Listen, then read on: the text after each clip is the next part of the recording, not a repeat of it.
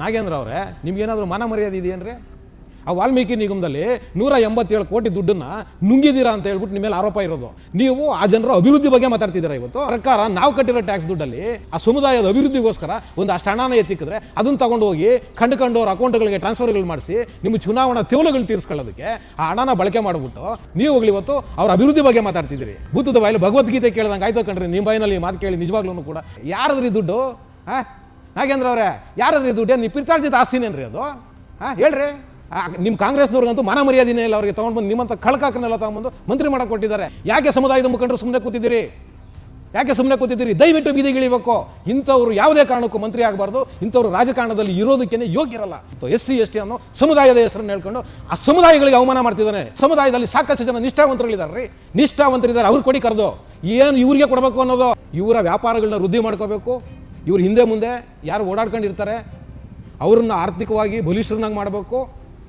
ಆ ಮುಖಾಂತರ ಇನ್ನೂ ತಾವೊಂದಷ್ಟು ದಿವಸ ರಾಜಕಾರಣನ ಮುಂದುವರಿಸಬೇಕು, ಅಧಿಕಾರನ ಹಿಡಿಬೇಕು. ಇಷ್ಟೇ ಇವ್ರ ಅಜೆಂಡಾ. ಯಾವುದೇ ಸಮುದಾಯಗಳಿಗೆ ಖಂಡಿತ ಇವ್ರ ಕೊಡುಗೆಗಳು ಏನೂ ಇಲ್ಲ. ಅದೇ ಸಮುದಾಯದಲ್ಲಿ ಅರ್ಹತೆ ಇರೋರು, ಯೋಗ್ಯತೆ ಇರೋರು ಸಾಕಷ್ಟು ಜನ ನಿಮ್ಮ ಮಧ್ಯೆ ಇದ್ದಾರೆ. ವೀಕ್ಷಕರೇ, ಖಂಡಿತವಾಗ್ಲೂ ಇದ್ದಾರೆ. ಆದರೆ ಹಣಬಲ ಇಲ್ಲ. ಹೌದು, ಹಣಬಲ ಇಲ್ಲ, ಅಧಿಕಾರದ ಬಲ ಇಲ್ಲ, ರಾಜಕೀಯ ಬಲ ಇಲ್ಲ. ಆ ಕಾರಣಕ್ಕೋಸ್ಕರ ಆ ಪ್ರತಿಭೆಗಳು ಇವತ್ತು ಮುಂದಕ್ಕೆ ಬರ್ತಿಲ್ಲ. ಅಷ್ಟನ್ನು ಮೀರಿ ಮುಂದಕ್ಕೆ ಬರ್ತೀವಿ ಅಂತ ಹೇಳಿದ್ರೆ ಇಂಥವ್ರು ಇದ್ದಾರಲ್ಲ, ನಾಗೇಂದ್ರ ಅಂತ ಭ್ರಷ್ಟರಿದ್ದಾರಲ್ವ, ಇವರು ಯಾವುದೇ ಕಾರಣಕ್ಕೂ ಕೂಡ ತನ್ನ ಸರಿ ಸಮನಾಗಿ ಅದೇ ಸಮುದಾಯದ ಜನನ ಬರೋದಕ್ಕೆ ಬಿಡೋದಿಲ್ಲ. ವೀಕ್ಷಕರೇ, ಇವರುಗಳು ಬೇಕಾದಷ್ಟು ಕೋಟಿ ಇವ್ರ ದುಡ್ಡುಗಳು ಮಾಡ್ಕೊಂಡು, ಇವ್ರ ಅಂತಸ್ತುಗಳನ್ನ ಜಾಸ್ತಿ ಮಾಡ್ಕೊಂಡು, ಇವ್ರ ಬದುಕುಗಳನ್ನ ಐಷಾರಾಮಿ ಮಾಡ್ಕೊತಾರೆ ಹೊರತು ಜನಸಾಮಾನ್ಯರ ಬದುಕು ಅಲ್ಲೇ ಇರುತ್ತೆ.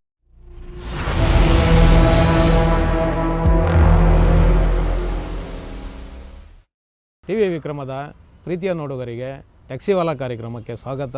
ನಾನು ನಿಮ್ಮ ನರಸಿಂಹಮೂರ್ತಿ. ವೀಕ್ಷಕರೇ, ನಾಳೆ ಆಗಸ್ಟ್ 13ನೇ ತಾರೀಕು ಕರ್ನಾಟಕದ ವಿಧಾನಮಂಡಲದ ಅಧಿವೇಶನ ಶುರುವಾಗ್ತಿದೆ. ಈ ನಾಗೇಂದ್ರ ಪ್ರಕರಣ ನಿಮಗೆಲ್ಲ ಗೊತ್ತೇ ಇದೆ. ಈ ವಾಲ್ಮೀಕಿ ನಿಗಮದ್ದು ದುಡ್ಡನ್ನು ನುಂಗಾಕಿ ಈಗ ಮತ್ತೆ ಮಂತ್ರಿ ಆಗೋಕೆ ಹೊರಟಿರೋ ನಾಗೇಂದ್ರ ಅವರನ್ನು ಯಾವುದೇ ಕಾರಣಕ್ಕೂ ನಾವು ಮಂತ್ರಿ ಆಗೋದಕ್ಕೆ ಬಿಡೋದಿಲ್ಲ ಅಂತ ಹೇಳಿ ವಿರೋಧ ಪಕ್ಷದವರು, BJPಯವರು ದೊಡ್ಡ ಮಟ್ಟದಲ್ಲಿ ನಾವು ಹೋರಾಟ ಮಾಡ್ತೀವಿ, ಸದನ ನಡೆಸೋದಕ್ಕೆ ಬಿಡೋದಿಲ್ಲ ನಾವು ಅಂತ ಹೇಳಿ ಮಾನ್ಯ ಚಕ್ರವರ್ತಿಗಳು ಅಶೋಕ್ ಅವರು ಮತ್ತು ಅಧ್ಯಕ್ಷರು ವಿಜಯೇಂದ್ರ ಅವರು ಹೇಳ್ತಿದ್ದಾರೆ. ನನಗಂತೂ ಹಂಗೇನು ಅನ್ನಿಸ್ತಿಲ್ಲ. DK ಶಿವಕುಮಾರ್ ಮಾನ್ಯ ಮುಖ್ಯಮಂತ್ರಿಗಳು ಅವರನ್ನು ಹೆದರಿಸೋವಂಥ ಗಾವು ಗುಂಡಿಗೆ BJPನಲ್ಲಿ ಯಾರಿಗಿದೆಯೋ ಅಂಥ ಗಂಡಸರು ನನಗಂತೂ ಯಾರಿಗೂ ಕಾಣ್ತಿಲ್ಲ. ನಿಮಗೆ ಯಾರನ್ನ ಕಾಣಿಸಿದ್ರೆ ದಯವಿಟ್ಟು ಕಾಮೆಂಟ್ ಮಾಡಿ ಕಾಮೆಂಟ್ ಬಾಕ್ಸಲ್ಲಿ ಅಂತ ನಿಮ್ಮನ್ನು ಕೇಳ್ಕೊಂತಿದ್ದೀನಿ. ಇನ್ನು ಮುಂದುವರೆದು ಹೇಳೋದಾದರೆ, ನಾಗೇಂದ್ರ ಅವ್ರ ವಿಚಾರಕ್ಕೆ ಬರೋದಾದರೆ, ನಾಗೇಂದ್ರ ಅವರು ಏನು ಪ್ರೆಸ್ ಮೀಟ್ ಮಾಡಿ ನೆನ್ನೆ ಹೇಳಿಕೆಯನ್ನು ಕೊಟ್ಟಿದ್ದಾರೆ. BJPಯವರಿಗೆ SC STಗಳು ಮುಂದುವರಿಯೋದು ಇಷ್ಟ ಇಲ್ಲ ಅವರಿಗೆ. ಆ ಕಾರಣಕ್ಕೆ ನನ್ನನ್ನು ಮಂತ್ರಿ ಸ್ಥಾನನ ತಪ್ಪಿಸೋದಕ್ಕೆ ಈ ರೀತಿಯಲ್ಲಿ ದೊಡ್ಡ ಮಟ್ಟದಲ್ಲಿ ಗಲಾಟೆ ಮಾಡ್ತಿದ್ದಾರೆ ಅಂತ. ನಾಗೇಂದ್ರ ಅವರೇ, ನಿಮ್ಗೇನಾದರೂ ಮಾನ ಮರ್ಯಾದೆ ಇದೆಯೇನ್ರಿ? ದಯವಿಟ್ಟು ಹೇಳ್ರಿ, ನಿಮ್ಗೇನಾದರೂ ಅದು ಇದೆಯಾ ಅಂತ. ಯಾವ ಬಾಯಲ್ಲಿ ಹೇಳ್ತೀರ್ರಿ ನೀವು? SC STಗಳನ್ನ ಮಾಡೋದಕ್ಕೆ BJPಯವರು ತಡೀತಿದ್ದಾರೆ. ನನ್ನನ್ನು ಮಂತ್ರಿ ಮಾಡೋದನ್ನ ತಡೆಯೋದ್ರಿಂದ BJPಯವರು ತಡೀತಿದ್ದಾರೆ ಅಂತ ಹೇಳ್ರಿ. ನಿಮ್ಗೇನೋ ಮಾನ ಮರ್ಯಾದೆ ಇದೆಯೇನ್ರಿ? ಯಾವ SC ST ನಿಗಮದ ದುಡ್ಡನ್ನು ತಿಂದು ನೀವಿವತ್ತು ಆರೋಪನ ಹೊತ್ಕೊಂಡಿರೋ ನೀವಿವತ್ತು ಅವ್ರ ಅಭಿವೃದ್ಧಿ ಬಗ್ಗೆ ಮಾತಾಡ್ತೀರೇನ್ರಿ? ನಾಗೇಂದ್ರ ಅವರೇ, ಏನ್ರಿ ನಿಮ್ಮ ಮೇಲೆ ಆರೋಪ ಇರೋದು? ಆ ವಾಲ್ಮೀಕಿ ನಿಗಮದಲ್ಲಿ 187 ಕೋಟಿ ದುಡ್ಡನ್ನು ನುಂಗಿದ್ದೀರಾ ಅಂತ ಹೇಳ್ಬಿಟ್ಟು ನಿಮ್ಮ ಮೇಲೆ ಆರೋಪ ಇರೋದು. ನೀವು ಆ ಜನರ ಅಭಿವೃದ್ಧಿ ಬಗ್ಗೆ ಮಾತಾಡ್ತಿದ್ದೀರಾ, ಇವತ್ತು ಅವ್ರ ಬೆಳವಣಿಗೆ ಬಗ್ಗೆ ಮಾತಾಡ್ತಿದ್ದೀರೇನ್ರಿ? ನಿಮ್ಗೇನಾದರೂ ಅನ್ಸುತ್ತೆ? ನಿಮ್ಗೇನಾದರೂ ಬಾಯಿನಲ್ಲಿ ನಾಲ್ಗೆ ಹೆಂಗಂದ್ರಂಗೆ ಆಡ್ಬಿಡೋದೇನಾ? ಹೇಳ್ರಿ ನಾಗೇಂದ್ರ ಅವರೇ, ಯಾವ ಬಾಯಲ್ಲಿ ಮಾತಾಡ್ತೀರಿ? ಹೋಗಲಿ ನೀವು ಆ ಅಭಿವೃದ್ಧಿ ಅಂತ ಹೇಳ್ಬಿಟ್ಟು 187 ಕೋಟಿ ರೂಪಾಯಿ ದುಡ್ಡನ್ನ ಡೈರೆಕ್ಟಾಗಿ ಆ ನಿಗಮದ ಅಕೌಂಟಿಂದನೇ ಬೇರೆ ಕಳ್ಳಕಾಕರ ಅಕೌಂಟಿಗೆ ಟ್ರಾನ್ಸ್ಫರ್ ಮಾಡಿಸಿದ್ದೀರಾ ಅಂತೇಳಿ ನಿಮ್ಮ ಮೇಲೆ ಆರೋಪ ಇದೆಯಪ್ಪ, ಅಲ್ವಾ? ಅದು ಏನು ಡೈರೆಕ್ಟಾಗೆ ಆ ದುಡ್ಡನ್ನು ಯಾರಿಗ್ರಿ ಕೊಟ್ಟಿದ್ದ ದುಡ್ಡು? ಆ ಬಡಬಗ್ರಿಗೆ, ಆ ವಾಲ್ಮೀಕಿ ನಿಗಮದ ಆ ವಾಲ್ಮೀಕಿ ಜನಾಂಗದಲ್ಲಿ ಯಾರು ಬಡಬಗ್ರಿದ್ದಾರೆ, ಯಾರು ವಿದ್ಯಾವಂತರು ಯುವಕರಿದ್ದಾರೆ, ಒಂದು ಆಟೋ ರಿಕ್ಷಾ ಓಡಿಸ್ಬೇಕು ಅನ್ನೋನಿಗೆ ಒಂದು ಆಟೋ ರಿಕ್ಷಾ ಕೊಡೋದಕ್ಕೆ, ಒಬ್ಬ ಟ್ಯಾಕ್ಸಿ ಓಡಿಸ್ತೀನಿ ಅನ್ನೋದಕ್ಕೆ ಒಬ್ಬ ಟ್ಯಾಕ್ಸಿ ತಗೊಡೋದಕ್ಕೆ ಯಾರೋ ಹೆಣ್ಣುಮಕ್ಕಳು ಮನೆಯಲ್ಲಿ ಕೂತ್ಕೊಂಡು ನಾವು ಕೆಲಸ ಮಾಡ್ತೀವಿ, ಒಂದು ಹೊಲಿಗೆ ಮಿಷಿನ್ ಬೇಕು ಅಂತ ಒಂದು ಅಪ್ಲಿಕೇಶನ್ ಹಾಕೊಂಡ್ರೆ ಅಂಥ ಹೆಣ್ಣುಮಕ್ಳಿಗೆ ಒಂದು ಹೊಲಿಗೆ ಮಿಷಿನ್ ಕೊಡೋದ್ರ ಮುಖಾಂತರ ಯಾರೋ ನನಗೊಂದು ತೋಳ ಗಾಡಿ ಬೇಕು, ತರಕಾರಿ ಇಟ್ಕೊಂಡು ವ್ಯಾಪಾರ ಮಾಡ್ತೀನಿ ಅಂದರೆ ಅವ್ರಿಗೊಂದು ತೋಳ ಗಾಡಿ ಕೊಡೋದಕ್ಕೆ, ಈ ರೀತಿ ಆ ಸಮುದಾಯನ ಉದ್ಧಾರ ಮಾಡೋದಕ್ಕೆ ಸರ್ಕಾರ ನಾವು ಕಟ್ಟಿರೋ ಟ್ಯಾಕ್ಸ್ ದುಡ್ಡಲ್ಲಿ, ತೆರಿಗೆ ದುಡ್ಡಲ್ಲಿ ಆ ಸಮುದಾಯದ ಅಭಿವೃದ್ಧಿಗೋಸ್ಕರ ಒಂದು ಅಷ್ಟು ಹಣನ ಎತ್ತಿಕ್ಕಿದ್ರೆ ಅದನ್ನು ತಗೊಂಡು ಹೋಗಿ ಕಂಡುಕೊಂಡವ್ರ ಅಕೌಂಟ್ಗಳಿಗೆ ಟ್ರಾನ್ಸ್ಫರ್ಗಳು ಮಾಡಿಸಿ ನಿಮ್ಮ ಚುನಾವಣಾ ತೆವಲುಗಳನ್ನ ತೀರಿಸ್ಕೊಳ್ಳೋದಕ್ಕೆ ಆ ಹಣನ ಬಳಕೆ ಮಾಡಿಬಿಟ್ಟು ಇವತ್ತು ನೀವು ಮಂತ್ರಿ ಆಗಬಾರ್ದು ಅಂತ ಹೇಳ್ಬಿಟ್ಟು ವಿರೋಧ ಪಕ್ಷದವರು ನಿಮ್ಮ ವಿರುದ್ಧವಾಗಿ ಇವತ್ತು ಪ್ರತಿಭಟನೆಗಳು ಮಾಡಿ ನಿಮ್ಮ ಮಂತ್ರಿ ಸ್ಥಾನನ ತಪ್ಪಿಸಬೇಕು ಅಂತ ಓಡಾಡ್ತಿದ್ರೆ, ನೀವು ಹೋಗ್ಲಿ ಇವತ್ತು ಅವ್ರ ಅಭಿವೃದ್ಧಿ ಬಗ್ಗೆ ಮಾತಾಡ್ತಿದ್ದೀರಿ. ಏನ್ರಿ ಇದು? ಭೂತದ ಬಾಯಲ್ಲಿ ಭಗವದ್ಗೀತೆ ಕೇಳ್ದಂಗೆ ಆಯ್ತು ಕಣ್ರಿ. ನಿಮ್ಮ ಬಾಯಿನಲ್ಲಿ ಮಾತು ಕೇಳಿ ನಿಜವಾಗ್ಲೂ ಕೂಡ ಎಲ್ಲಿಂದ ನುಗ್ಗಬೇಕು ನನಗೆ ಅರ್ಥ ಆಗ್ತಿಲ್ಲ ಕಣ್ರಿ. ನಾಗೇಂದ್ರ ಅವರೇ, ಖಂಡಿತ ಅರ್ಥ ಆಗ್ತಿಲ್ಲ ಕಣ್ರಿ. ವೀಕ್ಷಕರೇ, ನೀವು ಯೋಚನೆ ಮಾಡಿ, ಈ ಮನುಷ್ಯ ನಿಜವಾಗ್ಲೂ ಕೂಡ ಆ ಸಮುದಾಯದ ಅಭಿವೃದ್ಧಿ ಮಾಡೋದಕ್ಕೆ ಈ ವ್ಯಕ್ತಿ ಮಂತ್ರಿ ಆಗೋದು ಸರಿನಾ? ಎಷ್ಟರ ಮಟ್ಟಿಗೆ ಸರಿ ಹೇಳಿ? 187 ಕೋಟಿ ರೂಪಾಯಿ ಆ ನಿಗಮದಿಂದ ದುಡ್ಡನ್ನು ಇವರು ಅವ್ಯವಹಾರಕ್ಕೆ ಬಳಸ್ಕೊಂಡಿದ್ದಾರೆ ಅನ್ನೋ ಆರೋಪ ಇವ್ರ ಮೇಲೆ ಇರೋವಾಗ, ಆರೋಪ ಏನು ವೀಕ್ಷಕರೇ? ಆ ಮಂಡಳಿನಲ್ಲಿ, ಆ ನಿಗಮದಲ್ಲಿ ಕೆಲಸ ಮಾಡೋ ಒಬ್ಬ ಸರ್ಕಾರಿ ನೌಕರ ಖುಲ್ಲಂಕುಲ್ಲ ಪತ್ರ ಬರೆದಿಟ್ಟು ನೇಣು ಹಾಕ್ಕೊಂಡು ಆತ್ಮಹತ್ಯೆ ಮಾಡಿ ಸತ್ತೋಗಿದ್ದಾನೆ ಆ ವ್ಯಕ್ತಿ. ಇವ್ರಿಗೆ ಹೆಸರುಗಳೆಲ್ಲ ಬರೆದು ಅದರಲ್ಲಿ ಇಂತಿಂಥವ್ರ ಕಾರಣಗಳಿಂದ ನಾನು ಈ ದುಡ್ಡನ್ನು ಹಿಂಗೆ ಮಾಡಿ ನಾನು ಆತ್ಮಹತ್ಯೆ ಮಾಡ್ಕೊತಿದ್ದೀನಿ ಅಂತ ಹೇಳಿ, ಇಷ್ಟೆಲ್ಲ ಆದಮೇಲೂ ಅಷ್ಟೇ ಅಲ್ಲ, ಮಾಜಿ ಮುಖ್ಯಮಂತ್ರಿಗಳು, ಅವಾಗ ಮುಖ್ಯಮಂತ್ರಿಗಳಾಗಿದ್ದ ಸಿದ್ದರಾಮಯ್ಯನವರು ಒಪ್ಕೊಂಡಿದ್ದಾರೆ 187 ಕೋಟಿ ಅಲ್ಲ, ಅದು 87 ಕೋಟಿ ರೂಪಾಯಿ ಅಂತ. 187 ಒಟ್ಟಿನಲ್ಲಿ ಹಗರಣ ಆಯಿತೋ ಇಲ್ವೋ? ಅದು ಏನು ವೀಕ್ಷಕರೇ ನೋಡಿ, ಭ್ರಷ್ಟಾಚಾರ ಬೇರೆ. ಭ್ರಷ್ಟಾಚಾರ ಏನು? ನಾನು ಯಾರಿಗೋ ಕೊಟ್ಟು ಅವನು ಇನ್ನೇನೋ ಮಾಡಿಕೊಡೋದು ಭ್ರಷ್ಟಾಚಾರ. ಆದರೆ ಇದು ಏನಿದು? ಡೈರೆಕ್ಟಾಗಿ ಆ ನಿಗಮದ ಅಕೌಂಟಲ್ಲಿ ಏನು ದುಡ್ಡಿದೆ ಆ ದುಡ್ಡನ್ನು ಡೈರೆಕ್ಟಾಗಿ ಬೇರೆ ಅಕೌಂಟ್ಗಳಿಗೆ ಟ್ರಾನ್ಸ್ಫರ್ ಮಾಡಿರೋದು. 187 ಕೋಟಿ ರೂಪಾಯಿ ದುಡ್ಡನ್ನ ಯಾರ್ಯಾರ್ದು ಅಕೌಂಟ್ಗೆ, ಕಳ್ಳಕ್ಕೆ ಹಾಕಿರೋ ಅಕೌಂಟಿಗೆ. ಯಾರದ್ರಿ ದುಡ್ಡು? ನಾಗೇಂದ್ರ ಅವರೇ, ಯಾರದ್ರಿ ದುಡ್ಡು? ನೀವು ಪಿತಾರ್ಜಿತ ಆಸ್ತಿನೇನ್ರಿ ಅದು? ಹೇಳ್ರಿ ನಾಗೇಂದ್ರ ಅವ್ರಿಗೆ ಉತ್ತರ ಕೊಡ್ರಿ ದಯವಿಟ್ಟು. ಜನರಿಗೆ ನೀವು ಉತ್ತರ ಕೊಡಬೇಕು. ನೀವು ಉತ್ತರ ಕೊಟ್ಮೇಲೆ ನೀವು ಮಂತ್ರಿ ಆಗಬೇಕು. ನಿಮ್ಮ ಕಾಂಗ್ರೆಸ್ನವ್ರಿಗಂತೂ ಮಾನ ಮರ್ಯಾದಿನೇ ಇಲ್ಲ. ಅವ್ರಿಗೆ ತೊಗೊಂಡ್ಬಂದು ನಿಮ್ಮಂಥ ಕಳ್ಕಾಕರನ್ನೆಲ್ಲ ತೊಗೊಂಡ್ಬಂದು ಮಂತ್ರಿ ಮಾಡೋಕ್ಕೆ ಕೊಟ್ಟಿದ್ದಾರೆ. ಅದನ್ನು ತಡಿಬೇಕು ಅಂತ ವಿರೋಧ ಪಕ್ಷದವ್ರು ಹೋಗೋದು ಏನ್ರಿ ತಪ್ಪಿದೆ ಅದರಲ್ಲಿ? ನೀವು ನಿಜವಾಗ್ಲೂ ಕೂಡ ಆ ಸಮುದಾಯದ ಅಭಿವೃದ್ಧಿಗೋಸ್ಕರ, ಆ ಸಮುದಾಯದ ಹೆಸರು ಹೇಳ್ಕೊಂಡು ನೀವು ಅವತ್ತು ಮಂತ್ರಿ ಆಗ ಕೊಟ್ಟಿದ್ದೀರಲ್ಲ, ನಾನು ಆ ಸಮುದಾಯದಲ್ಲಿ ಮನವಿ, ಯಾರು SC STಗಳಿದ್ದೀರಿ ದಯವಿಟ್ಟು ಬೀದಿಗಿಳಿರಿ.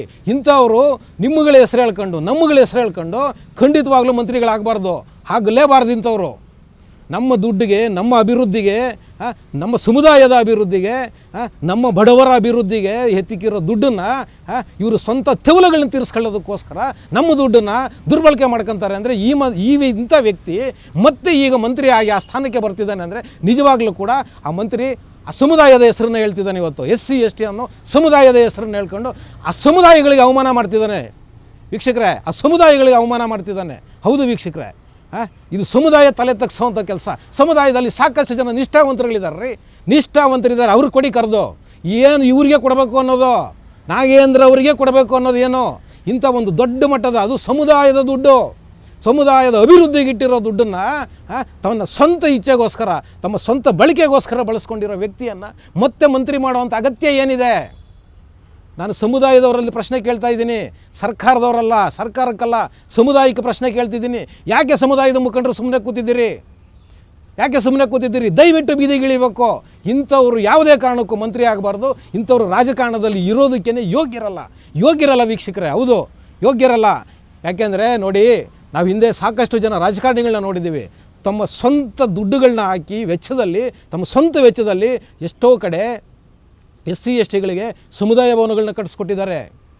ಹೌದು, ಖುದ್ದು ಶಾಲೆಗಳನ್ನ ನಡೆಸ್ತಿದ್ದಾರೆ. ಖಾಸಗಿ ಶಾಲೆಗಳು, ಅವರ ಮನೆತನಕ್ಕೆ ಸಂಬಂಧಪಟ್ಟ ಶಾಲೆಗಳಾದ್ರೂ ಕೂಡ ಆ SC ST ಸಮುದಾಯದ ಮಕ್ಕಳು ಶಾಲೆಗೆ ಅಡ್ಮಿಷನ್ಗೆ ಬಂದರೆ ಎಷ್ಟೋ ಜನ ರಾಜಕಾರಣಿಗಳು ಈಗಿರೋರಲ್ಲ. ಹಿಂದೆ ಸಾಕಷ್ಟು ಜನ ರಾಜಕಾರಣಿಗಳು ಅವರುಗಳಿಗೆ ಪುಕ್ಕಟ್ಟೆ ಅಡ್ಮಿಷನ್ಗಳು ಕೊಟ್ಟು ಓದಿಸೋ ಅಂತ ಸಾಮಾಜಿಕ ಕೆಲಸಗಳನ್ನ ಮಾಡಿದ್ದಾರೆ. ಆದರೆ ಇವತ್ತು ಈ ನಾಗೇಂದ್ರ ಅಂಥವ್ರು ಏನು ಮಾಡ್ತಿದ್ದಾರೆ ವೀಕ್ಷಕರೇ? ಸರ್ಕಾರ ಕೊಟ್ಟಿರೋ ಅನುದಾನದ ದುಡ್ಡಿನಲ್ಲಿ ಇವರಿಗೆ ಯಾರಿಗೋ, ಇವರು ಫಾಲೋವರ್ಸಿಗೆ, ಇವರು ಏನಕ್ಕೋ ಚುನಾವಣೆಗಳು ಮಾಡೋದಕ್ಕೆ ಈ ರೀತಿಯಾಗಿ ಬಡವರಿಗೋಸ್ಕರ ಬಡವ್ರ ಅಭಿವೃದ್ಧಿಗೋಸ್ಕರ ಕೊಟ್ಟಿರೋ ದುಡ್ಡನ್ನು ದುರ್ಬಳಕೆ ಮಾಡ್ಕೊಳ್ತಾರೆ ಅಂದರೆ, ಇಂಥವ್ರು ಮತ್ತೆ ಅಧಿಕಾರಕ್ಕೆ ಬಂದು ಮಂತ್ರಿಗಳಾಗ್ತಾರೆ ಅಂದರೆ ನಿಜವಾಗ್ಲೂ ಒಂದು ಸಭ್ಯ ನಾಗರಿಕ ಸಮಾಜ ಆಗಿ ನಾವು ಇದನ್ನು ಸಹಿಸಬೇಕಾ? BJP ಒಂದೊಟ್ಟಿಗೆ ಬಿಟ್ಬಿಡೋಣ, ಅವರ ರಾಜಕೀಯ ಪಕ್ಷ ಅದನ್ನು ಬಿಟ್ಬಿಡೋಣ ನಾವು. ಆದರೆ ನಾವು ನಾಗರಿಕರಾಗಿ ಈ ದೇಶದ ಪ್ರಜ್ಞಾವಂತ ನಾಗರಿಕರಾಗಿ ನಮಗ ಜವಾಬ್ದಾರಿ ಇಲ್ವಾ? ಸಮುದಾಯಕ್ಕೆ ಜವಾಬ್ದಾರಿ ಇಲ್ವಾ? ಸಮುದಾಯದ ಹೆಸರು ಹೇಳ್ತಿದ್ದಾರೆ ಅವರು. ಹೌದು, ಸಮುದಾಯದ ಹೆಸರು ಹೇಳ್ತಿದ್ದಾರೆ. ಈ ಸಮುದಾಯ ಮುಂದುವರಿಬಾರದು ಅನ್ನೋದು BJP ಅವರಿಗೆ ದೊಡ್ಡ ಮಟ್ಟದಲ್ಲಿದೆ. ಅದಕ್ಕೋಸ್ಕರ ನನ್ನನ್ನು ಮಂತ್ರಿ ಮಾಡೋದನ್ನು ವಿರೋಧ ಮಾಡ್ತಿದ್ದಾರೆ ಇವರು ಅಂತ. ನಿಜವಾಗ್ಲೂ ಇದರಲ್ಲಿ ಏನಾದರೂ ಸತ್ಯಾಂಶ ಇದೆಯಾ? ನನ್ನ ವೀಕ್ಷಕರು ನನಗೆ ಉತ್ತರ ಕೊಡಿ, ದಯವಿಟ್ಟು ಕಾಮೆಂಟ್ ಬಾಕ್ಸಲ್ಲಿ ಉತ್ತರ ಕೊಡಿ. ಇದರಲ್ಲಿ ಏನಾದರೂ ಸತ್ಯಾಂಶ ಇದೆಯಾ? ನೀವು ಹೇಳಿ ವೀಕ್ಷಕರೇ, ದಯಮಾಡಿ ನೀವು ಉತ್ತರ ಕೊಡಿ. ಮತ್ತು ನೋಡಿ ವೀಕ್ಷಕರೇ, ನಿಜವಾಗ್ಲೂ ಕೂಡ ಪ್ರಜಾಪ್ರಭುತ್ವದಲ್ಲಿ ಸಂವಿಧಾನದಲ್ಲಿ ಅವಕಾಶ ಇದೆ, ರಿಸರ್ವೇಷನ್ ಅವಕಾಶಗಳಿದೆ ನೋಡಿ. ಅಂಥ ಅವಕಾಶಗಳನ್ನ ಬಳಸ್ಕೊಂಡು ನಾಗೇಂದ್ರ ಅಂಥವರು ತುಂಬ ದೊಡ್ಡ ಮಟ್ಟಕ್ಕೆ ಬೆಳೆದ ಮೇಲೂ ಕೂಡ ಮತ್ತೆ ಅದೇ ರಿಸರ್ವೇಷನ್ ಹೆಸರಲ್ಲಿ ಇವತ್ತು ಇವರುಗಳೆಲ್ಲನೂ ಬಂದು ಅಧಿಕಾರನ ಹಿಡ್ಕೊಂಡು ಕೆಳಮಟ್ಟದ ಸಮುದಾಯದಲ್ಲಿ ಏನು ಜನ ಇದ್ದಾರಲ್ವ, ನಮ್ಮಂಥ ನಿಮ್ಮಂಥ ಕೆಳಮಟ್ಟ ಸಮುದಾಯದ ಜನಗಳೇನಿದಾರಲ್ಲ ಅವರನ್ನು ಪ್ರತಿ ಹಂತದಲ್ಲೂ ಕೂಡ ತುಳಿಯುವಂಥ ಕೆಲಸಗಳನ್ನ ಇವರು ಮಾಡ್ತಿದ್ದಾರೆ ವೀಕ್ಷಕರೇ. ಹೌದು, ಏನು ಇವ್ರ ಕೊಡುಗೆಗಳೇನು ಹೇಳಿ ದಯವಿಟ್ಟು ನಾನು ವೀಕ್ಷಕರಲ್ಲೇ ಕೇಳ್ತಿದ್ದೀನಿ. ಇವ್ರ ಕೊಡುಗೆಗಳು ನಾವು ಎಲ್ಲಾದರೂ ಸ್ಮರಿಸೋಕ್ಕಾಗತ್ತಾ ಹೇಳಿ? ಎಲ್ಲಾದರೂ ಸ್ಮರಿಸೋವಂಥ ಕೊಡುಗೆಗಳಿದೆ ಇವ್ರಿಗೆ? ಖಂಡಿತ ಇಲ್ಲ ವೀಕ್ಷಕರೇ, ಖಂಡಿತ ಇಲ್ಲ. ಇವ್ರು ಏನು ಇವರ ವ್ಯಾಪಾರಗಳನ್ನ ವೃದ್ಧಿ ಮಾಡ್ಕೋಬೇಕು, ಇವ್ರ ಹಿಂದೆ ಮುಂದೆ ಯಾರು ಓಡಾಡ್ಕೊಂಡಿರ್ತಾರೆ ಅವ್ರನ್ನ ಆರ್ಥಿಕವಾಗಿ ಬಲಿಷ್ಠರನ್ನಾಗಿ ಮಾಡಬೇಕು, ಆ ಮುಖಾಂತರ ಇನ್ನೂ ತಾವು ಒಂದಷ್ಟು ದಿವಸ ರಾಜಕಾರಣನ ಮುಂದುವರಿಸಬೇಕು, ಅಧಿಕಾರನ ಹಿಡಿಬೇಕು. ಇಷ್ಟೇ ಇವ್ರ ಅಜೆಂಡಾ.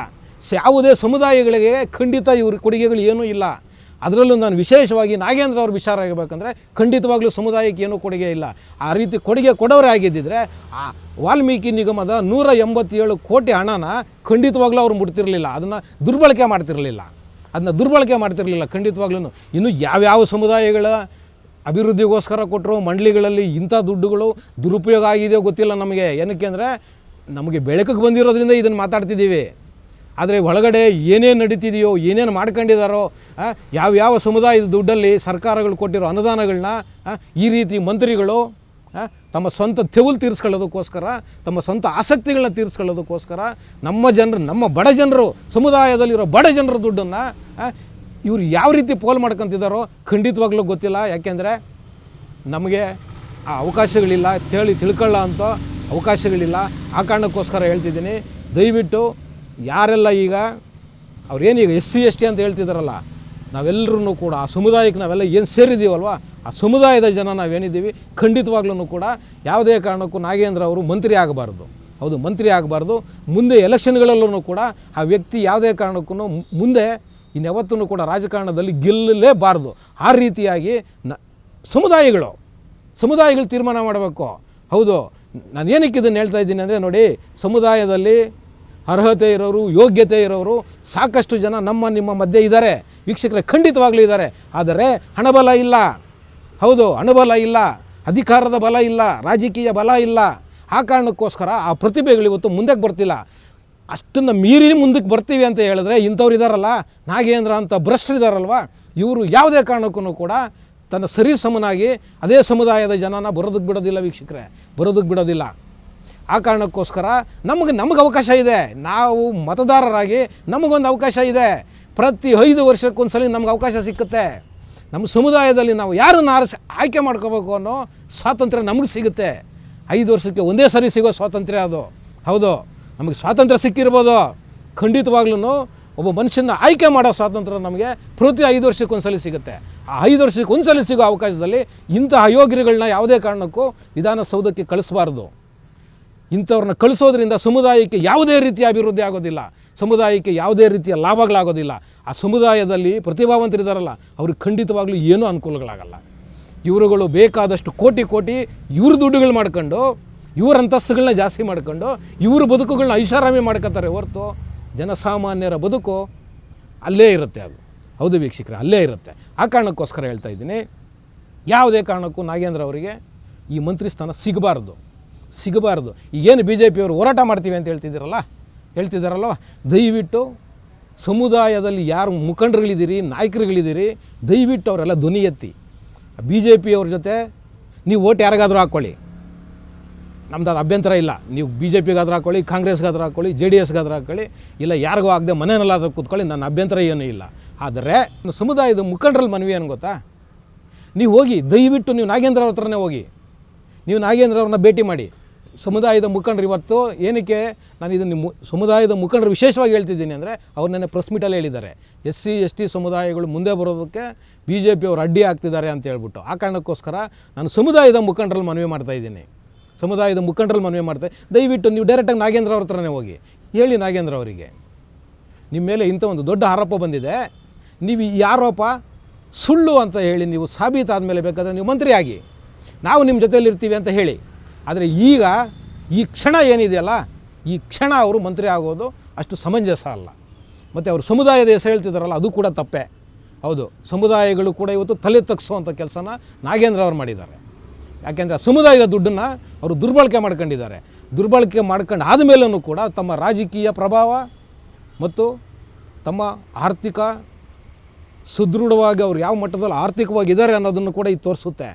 ಏನಕ್ಕೆ ಅಂದರೆ, ಆ ಮಟ್ಟದಲ್ಲಿ ಆರ್ಥಿಕವಾಗಿ ಸದೃಢವಾಗಿ ಅವ್ರು ಇಲ್ಲ ಅನ್ನೋದಾದರೆ ಖಂಡಿತವಾಗ್ಲೂ ಕೂಡ ಕಾಂಗ್ರೆಸ್ ಅಂತ ಒಂದು ನ್ಯಾಷನಲ್ ಪಾರ್ಟಿನಲ್ಲಿ ಸಚಿವ ಸ್ಥಾನ, ಇಂಥ ಒಂದು ಗಂಭೀರವಾದ ಆರೋಪ ಇದ್ರೂ ಕೂಡ ಒಂದು ಸಚಿವ ಸ್ಥಾನನ ಗಿಟ್ಟಿಸ್ಕೊಳ್ಳೋದು ತುಂಬ ಕಷ್ಟಕರವಾಗಿದೆ. ಏನಕ್ಕೆ ಅಂದರೆ, ನಾವು ನೋಡ್ತಾ ಇದ್ದೀವಿ ಇವತ್ತು ಎಂತೆಂಥ ಸೀನಿಯರ್ ಲೀಡರ್ಸ್ಗೆ ಇವತ್ತು ಖಾತೆಗಳನ್ನ ಏನೋ ಮಂತ್ರಿಗಳನ್ನ ಮಾಡ್ತಾಯಿಲ್ಲ. ಅಂಥದ್ರಲ್ಲಿ ಇಂಥ ಒಂದು ಸಮುದಾಯದ ದುಡ್ಡನ್ನು ತಿಂದಿದ್ದಾರೆ ಅನ್ನೋ ಒಂದು ಆರೋಪ ಇರೋ ನಾಗೇಂದ್ರ ಅವರು ಇವತ್ತು ಸಚಿವ ಸಂಪುಟಕ್ಕೆ ಸೇರ್ಕೊಂತಿದ್ದಾರೆ ಅಂದರೆ ಯೋಚನೆ ಮಾಡಿ ಅವ್ರಿಗೆ ಯಾವ ಮಟ್ಟಕ್ಕೆ ಪ್ರಬಲರಾಗಿದ್ದಾರೆ, ಯಾವ ಮಟ್ಟಕ್ಕೆ ಬಲಿಷ್ಠರಾಗಿದ್ದಾರೆ ಅಂತ. ಮತ್ತು ರಾಹುಲ್ ಗಾಂಧಿಯವ್ರಿಗೂ ಕೂಡ ಕಿವಿ ಮಾತು ಹೇಳೋಕ್ಕೆ ಇಷ್ಟಪಡ್ತೀನಿ. ರಾಹುಲ್ ಗಾಂಧಿಯವರೇ, ಇಂಥ ಭ್ರಷ್ಟರನ್ನೆಲ್ಲ ತಗೊಂಬಂದು ನೀವು ಮಂತ್ರಿಮಂಡಲಕ್ಕೆ ಸೇರಿಸಿದ್ರೆ ಮುಂದಿನ ದಿನಗಳಲ್ಲಿ ನಿಮ್ಮ ಸರ್ಕಾರಕ್ಕೂ ಕೂಡ ಒಳ್ಳೆಯ ವರ್ಚಸ್ಸಿರೋದಿಲ್ಲ. ಹೌದು, ವರ್ಚಸ್ಸಿರೋದಿಲ್ಲ. ನಾನು ರಾಹುಲ್ ಗಾಂಧಿಯವರಿಗೆ ಹೇಳ್ತಿದ್ದೀನಿ, ಯಾಕೆಂದರೆ ನಾನು ಮಾನ್ಯ ಮುಖ್ಯಮಂತ್ರಿಗಳಿಗೆ ಹೇಳ್ತಿಲ್ಲ. ಮುಖ್ಯಮಂತ್ರಿಗಳು ಇದನ್ನಾಗಲಿ ಡಿಪೆಂಡ್ ಮಾಡ್ಕೊಂಡು ಆಗೋಯ್ತು. ಯಾರ ಮೇಲೆ ಕೇಸುಗಳಿಲ್ಲ ಅಂತ ಕೇಳಿದ್ದಾರೆ ಅವರು. ಯಾವ ಮಂತ್ರಿ ಮೇಲೆ ಕೇಸಿಲ್ಲ, ಯಾವ MLA ಮೇಲೆ ಕೇಸಿಲ್ಲ ಅಂತ ಕೇಳ್ತಿದ್ದಾರೆ ಅವರು. ಮಾನ್ಯ ಮುಖ್ಯಮಂತ್ರಿಗಳೇ, ಖಂಡಿತ ನಿಮ್ಮ ಮೇಲೂ ಕೇಸುಗಳಿದ್ದಾವೆ. ಆದರೆ ಯಾವುದು ಕೇಸ್ ಇರೋದು ನಿಮ್ಮ ಮೇಲೆ? ಯಾವ ನಿಗಮ ಮಂಡಳಿ ತಿಂದಿದ್ದೀರಿ? ಯಾವ ಬಡಬಗ್ಗರ ದುಡ್ಡನ್ನು ತಿಂದಿದ್ದೀರಿ? ನಿಮ್ಮ ಮೇಲಿರೋ ಕೇಸೇನು ಇಡಿನಲ್ಲಿ? ನಿಮ್ಮದು ಆದಾಯಕ್ಕಿಂತ ಹೆಚ್ಚಿಗೆ ವರಮಾನ ಮಾಡ್ಕೊಂಡಿದ್ದೀರೋ ಅನ್ನೋ ಕೇಸುಗಳು ನಿಮ್ಮ ಮೇಲಿದೆ. ಹೌದು, ನಾವು ಅದನ್ನೇನು ಪ್ರಶ್ನೆ ಮಾಡ್ತಿಲ್ಲ. ಆದರೆ ನಾಗೇಂದ್ರ ಅವ್ರ ಮೇಲಿರೋ ಯಾವ ಕೇಸು? ಯಾವ ಸ್ವಾಮಿ ಕೇಸು?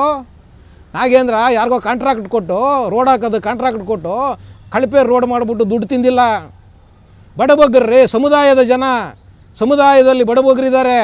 ನಾನು ಆಗಲೇ ಹೇಳಿದ್ನಲ್ಲ, ಒಂದು ಹೊಲಿಗೆ ಮಿಷಿನ್ಗೋ, ಒಂದು ತೊಳ್ಳೋ ಗಾಡಿಗೋ, ಒಂದು ಆಟೋ ರಿಕ್ಷಕ್ಕೋ, ಒಂದು ಟ್ಯಾಕ್ಸಿಗೋ ಅಪ್ಲಿಕೇಶನ್ ಹಾಕ್ಕೊಂಡು ಲಕ್ಷಾಂತರ ಜನ ಮಕ್ಕಳು ಕಾಯ್ತಿದ್ದಾರೆ. ನಿರುದ್ಯೋಗಿಗಳು ತಮ್ಮ ಬದುಕು ಕಟ್ಕೋಬೇಕು, ನಮ್ಮ ಸಮುದಾಯದಿಂದ ಏನೋ ಒಂದಷ್ಟು ಸರ್ಕಾರದಿಂದ ಕೋಟಾ ಬರುತ್ತೆ, ಅದರಲ್ಲಿ ತಗೊಳ್ಳೋಣ ಅಂತ ಹೇಳ್ಬಿಟ್ಟು ಆ ಮಕ್ಕಳು ಹೊಟ್ಟೆ ಮೇಲೆ ಹೊಡಿತಿದ್ದಾರೆ. ನೀವು ಯಾರೋ ಕಾಂಟ್ರಾಕ್ಟರ್ ಹತ್ರ ಒಂದು 20% 30% ದುಡ್ಡು ಕಿತ್ಕೊಂಡ್ರೆ ಅವನೊಂದು ಕಳಪೆ ರಸ್ತೆ ಮಾಡಿ ಹೋಗ್ತಾನೆ. ಆದರೆ ಇದು ಹಂಗಾಗ್ತಿಲ್ಲ. ಸಮುದಾಯದ ಅಭಿವೃದ್ಧಿಗೋಸ್ಕರ ಕೊಟ್ಟಿರೋ ದುಡ್ಡು ನಾಗೇಂದ್ರ ಅವರು ದುರ್ಬಳಕೆ ಮಾಡಿದ್ದಾರೆ ಅನ್ನೋ ಆರೋಪ ಇರೋದು. ಆ ದುಡ್ಡನ್ನು ತಿಂದು ಅಂಥ ಗಂಭೀರವಾಗಿರೋ ಒಂದು ಪ್ರಕರಣ ಅವ್ರ ಮೇಲೆ ಇರೋದು. ಇಂಥದನ್ನು ಕೂಡ ನೀವು ಮುಖ್ಯಮಂತ್ರಿಗಳು ಡಿಪೆಂಡ್ ಮಾಡ್ತೀರಾ ಅಂದರೆ ಖಂಡಿತವಾಗ್ಲೂ ಶೇಮ್ ಕಣ್ರಿ ಇದು. ಈ ರಾಜ್ಯಕ್ಕೆ ಆಗ್ತಿರೋ ಅವಮಾನ ಕಣ್ರಿ ಇದು. ಮುಖ್ಯಮಂತ್ರಿಗಳೇ, ಖಂಡಿತ ನೀವು ಯಾರೂ ಸಭ್ಯರೇನಲ್ಲ. ನಿಮ್ಮ ಮೇಲೆ ಪ್ರತಿದಿನ ಕೋರ್ಟ್ಗೆ ಹೋಗ್ಬೇಕು, ಅಷ್ಟಷ್ಟು ಕೇಸ್ಗಳಿದ್ದಾವೆ ಸಾಕಷ್ಟು ಜನರ ಮೇಲೆ, ಒಪ್ಕೊಳ್ತೀವಿ ನಾವು ಏನೋ. ಆದರೆ ಇದು ತುಂಬ ಸೂಕ್ಷ್ಮವಾದ ವಿಚಾರ, ಗಂಭೀರವಾದ ವಿಚಾರ. ಯಾಕೆ ಅಂದರೆ ಇವ್ರೇನಿದಾರಲ್ಲ, ಇವರು ಈ ನಾಗೇಂದ್ರ ಅಂಥವರು, ಇವರು ಪ್ರತಿ ಸರಿ ರಾಜಕಾರಣಕ್ಕೆ ಬರೋವಾಗ ಎಲ್ಲ ಚುನಾವಣೆಗಳು ನಿಂತಾಗ ಸಮುದಾಯದ ಹೆಸರು ಹೇಳ್ಕೊಂಡೇ ಬರೋದು ಇವರು.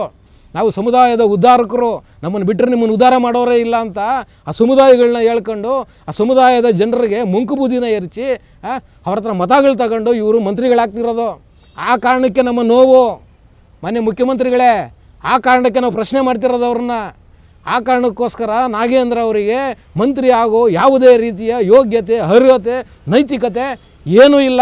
ಆ ಕಾರಣಕ್ಕೋಸ್ಕರ ರಾಹುಲ್ ಗಾಂಧಿಯವರಲ್ಲೂ ಮನವಿ, ಆಮೇಲೆ ಮಾನ್ಯ ಮುಖ್ಯಮಂತ್ರಿಗಳೇ ನಿಮ್ಮಲ್ಲೂ ಮನವಿ. ನೀವು ಆಲ್ರೆಡಿ ಡಿಪೆಂಡ್ ಮಾಡ್ಕೊಂಡಿದ್ದೀರಿ, ಆದರೂ ಮನವಿ, ದಯವಿಟ್ಟು ಅವ್ರನ್ನ ಕೈಬಿಡಿ. ನಿಮ್ಮ ಸಚಿವ ಸಂಪುಟದಲ್ಲಿ ಮಹಿಳೆಯರಿಗೆ ಒಂದು ಸ್ಥಾನವನ್ನು ಕೊಟ್ಟಿಲ್ಲ ಇದುವರೆಗೂ. ಸಾಧ್ಯವಾದರೆ ಆ ನಾಗೇಂದ್ರ ಅವ್ರನ್ನ ತೆರವುಗೊಳಿಸಿ ಯಾರಾದರೂ ಮಹಿಳೆಗೆ ಕೊಡಿ, ಅದೇ ಸಮುದಾಯದ ಮಹಿಳೆಗೆ ಕೊಡಿ. ಸಾಕಷ್ಟು ಜನ ಇದ್ದಾರೆ, SC STಯಿಂದ ಬಂದಿರೋ ಸಾಕಷ್ಟು ಜನ ಮಹಿಳೆಯರು ಕಾಂಗ್ರೆಸ್ಸಲ್ಲಿ ಗೆದ್ದು ಬಂದಿರೋ MLAಗಳಿದ್ದಾರೆ, ಕೊಡಿ ಅವರಿಗೇನೆ. ಅವರು ಸಮರ್ಥರಿದ್ದಾರೆ. ನಾಗೇಂದ್ರ ಒಬ್ಬರೇ ಏನು ಸಮರ್ಥರಲ್ಲ, ಆ ಮಹಿಳೆಯರನ್ನು ಕೂಡ ಕೆಲಸ ಮಾಡೋಕ್ಕೆ ಸಮರ್ಥರಿದ್ದಾರೆ. ಕೊಡಿ, ಆ ಹೆಣ್ಮಕ್ಳಿಗೆ ಒಂದು ಅವಕಾಶ ಸಿಕ್ಕಲಿ, ಆ ಸಮುದಾಯ ಏನಾದರೂ ಮುಂದುವರಿಯುತ್ತೆ. ಇದನ್ನು ಮಾಡೋದು ಬಿಟ್ಬಿಟ್ಟು ಬಿ ಜೆ ಪಿಯವ್ರ ಮೇಲೆ ಆರೋಪ ಹಾಕೋದು, ಅವರಿಗೆ SC STಗಳು ಮುಂದುವರಿಯೋದು, ಅಭಿವೃದ್ಧಿ ಆಗೋದು ಇಷ್ಟ ಇಲ್ಲ ಅಂತ ಹೇಳಿ ಅಧಿಕಾರನ ಹಿಡ್ಕೊಂಡು ಅಧಿಕಾರಕ್ಕೆ ಬಂದ ಮೇಲೆ ಅದೇ ದುಡ್ಡನ್ನು ತಮ್ಮ ಸ್ವಂತ ತಿವುಲುಗಳಿಗೆ ಮಂಡಳಿಗಳಲ್ಲಿರೋ ಅದು ಏನು ಡೈರೆಕ್ಟ್ ಟ್ರಾನ್ಸ್ಫರ್, ಯಾವುದೋ ಕಾಮಗಾರಿ ಹೆಸರಲ್ಲೋ ಅಥವಾ ಯಾರಿಗೋ ಒಂದು ಆಟೋ ಕೊಟ್ವಿ ಅವರಿಂದ ಕಮಿಷನ್ನು, ಹಂಗೇನಿಲ್ಲ, ಡೈರೆಕ್ಟ್ ಹಂಗೆ ಯಾರ ಕಂಡು ಕಳ್ಳಕಾಕರ ಅಕೌಂಟ್ಗಳಿಗೆಲ್ಲ ದುಡ್ಡು ಹೋಗ್ಬಿಟ್ಟಿದೆ. ಇಂಥ ಆರೋಪನ ಇಟ್ಕೊಂಡಿರೋ ನೀವಿವತ್ತು ಮಂತ್ರಿ ಆಗೋದಕ್ಕೆ ತುದಿಗಾಲಲ್ಲಿ ನಿಂತಿದ್ದೀರಲ್ಲ ನಾಗೇಂದ್ರ ಅವರೇ. ಕೊನೆಯದಾಗಿ ನಿಮಗೇನಪ್ಪ ನನ್ನ ಪ್ರಶ್ನೆ ಅಂದರೆ, ನಿಮಗೆ ನಿಜವಾಗ್ಲೂ ಕೂಡ ಏನಾದರೂ ಒಂಚೂರು ಮಾನ ಮರ್ಯಾದೆ ನೈತಿಕತೆ ಆ ಸಮುದಾಯಗಳ ಮೇಲೆ ನಿಮಗೇನಾದರೂ ಒಂಚೂರು ಕಾಳಜಿ ಕಳಕಳಿ ಅನ್ನೋದಿದ್ದರೆ ದಯವಿಟ್ಟು ನೀವು ಆ ಸ್ಥಾನನ ಬಿಟ್ಟುಕೊಟ್ಟು ಆ ಸಮುದಾಯದಲ್ಲಿ ಯಾರಿದ್ದಾರೆ ಆರೋಪ ಇಲ್ಲದೇ ಇರೋವಂಥ ಹೆಣ್ಣುಮಕ್ಕಳಾಗಲಿ ಅಥವಾ ಗೆದ್ದಿರೋ ಗಂಡಸರು MLAಗಳು ಯಾರನ್ನ ಇದ್ದರೆ ದಯವಿಟ್ಟು ಅವರಿಗೆ ಅನುವು ಮಾಡಿಕೊಡಿ. ನೀವು ಬೇಕಾದರೆ ಹಿಂದೆ ನಿಂತು ಅವ್ರ ಕೈನಲ್ಲಿ ನಿಮ್ಮ ಕಾಳಜಿ ಕಳಕಳಿನ ತೀರಿಸ್ಕೊಳ್ಳಿ ಅಂತ ಹೇಳೋದ್ರ ಮುಖಾಂತರ ಇವತ್ತಿನ ಟ್ಯಾಕ್ಸಿವಾಲ ಕಾರ್ಯಕ್ರಮನ ಮುಗಿಸ್ತಾ ಇದ್ದೀನಿ. ಶೇರ್ ಮಾಡಿ, ಸಬ್ಸ್ಕ್ರೈಬ್ ಮಾಡಿ, ಲೈಕ್ ಮಾಡಿ, ಹೆಚ್ಚೆಚ್ಚು ಕಾಮೆಂಟ್ ಮಾಡೋದರ ಮುಖಾಂತರ ನಮ್ಮನ್ನು ಪ್ರೋತ್ಸಾಹಿಸ್ತೀರಿ. ಟಿವಿ ವಿಕ್ರಮ, ದೇಶ ನಿಮ್ಮ ಕೈಯಲ್ಲಿ. ಈ ಕಾರ್ಯಕ್ರಮ ನಿಮಗೆ ಇಷ್ಟ ಆಗಿದ್ದಲ್ಲಿ ಲೈಕ್, ಶೇರ್ ಹಾಗೂ ಕಮೆಂಟ್ ಮಾಡಿ. ಟಿವಿ ವಿಕ್ರಮದ ಕಾರ್ಯಕ್ರಮಗಳನ್ನು ನಿರಂತರವಾಗಿ ವೀಕ್ಷಿಸಲು ಸಬ್ಸ್ಕ್ರೈಬ್ ಮಾಡಿ, ಬೆಲ್ ಐಕನ್ ಒತ್ತಿ.